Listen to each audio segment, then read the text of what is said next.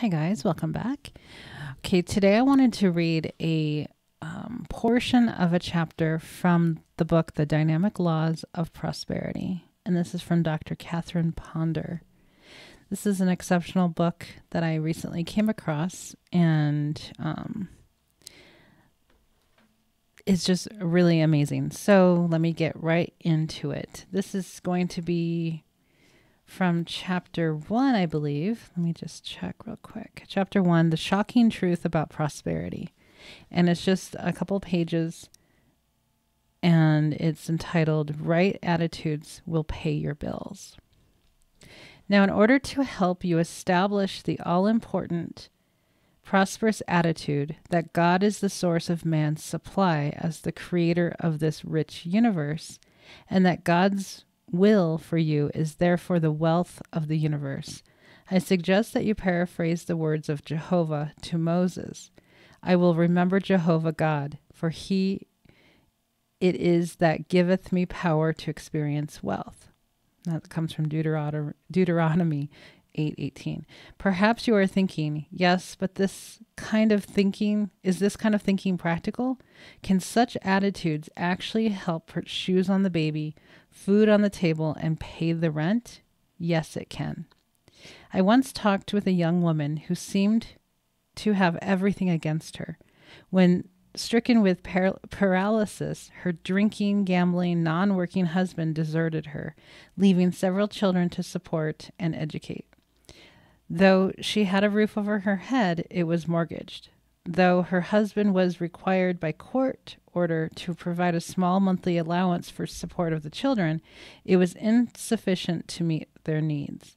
However, each time that I visited the woman, who for many months was bedridden and later confined to a wheelchair, she always joyously reported new channels of supply which had opened to her.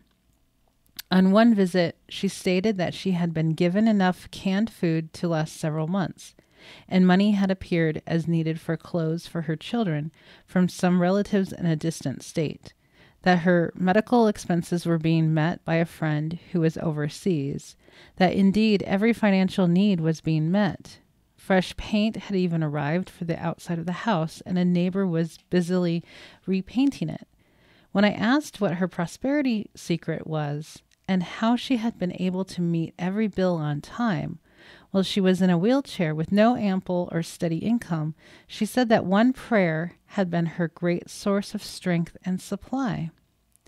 Whenever a financial need was near, she would quietly meditate over and over upon this promise from the 46th Psalm. Be still and know that I am God. That's Psalms 46:10. One day the mortgage payment was due on the house in the amount of $40. Now, this is a long time ago, guys. She had not a cent of the money, so she quietly began to think on these words, be still and know that I am God. Be still and know that I am God, at work in this situation now. Around noon, she got a sense of peace about her situation, and so completed her meditation period. About an hour later, as she was being served lunch by a relative, in walked a neighbor who placed some money in her hand. He said, our Sunday school class got to thinking about you. There was some extra money in the treasury, and we decided we would like to share it with you.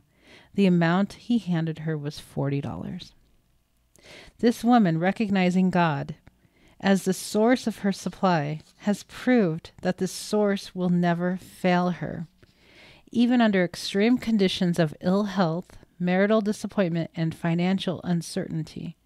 Of course, her great desire is to become self-supporting and financially independent of gifts from relatives, neighbors, and friends.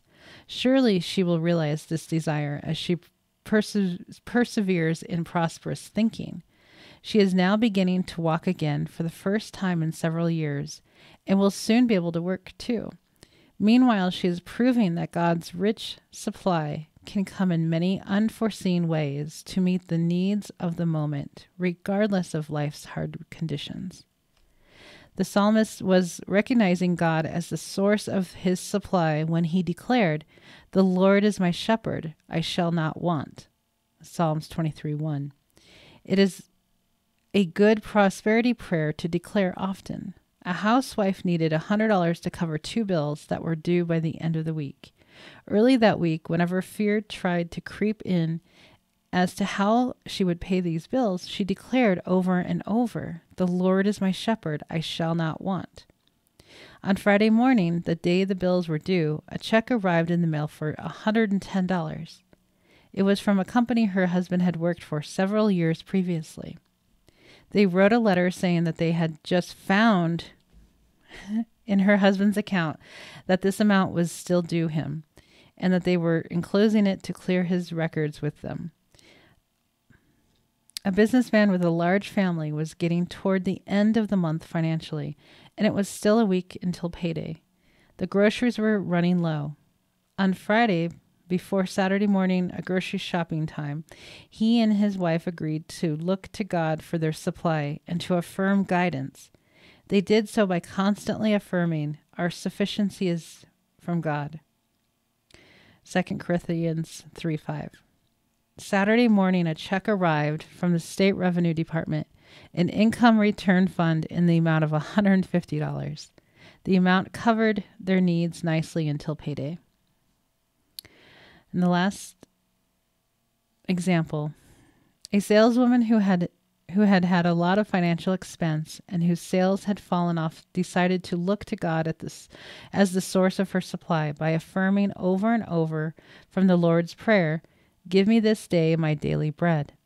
It was like a landslide. Her sales picked up tremendously so that the commission checks started coming in again, plus her salary. Neighbors brought her prepared dishes of food as a token of their esteem for her.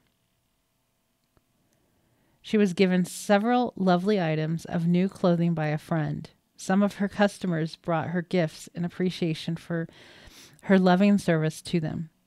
A number of dinner invites were enjoyed. Daily her needs were supplied, as she had prayed they would be. Her daily bread appeared in many satisfying forms.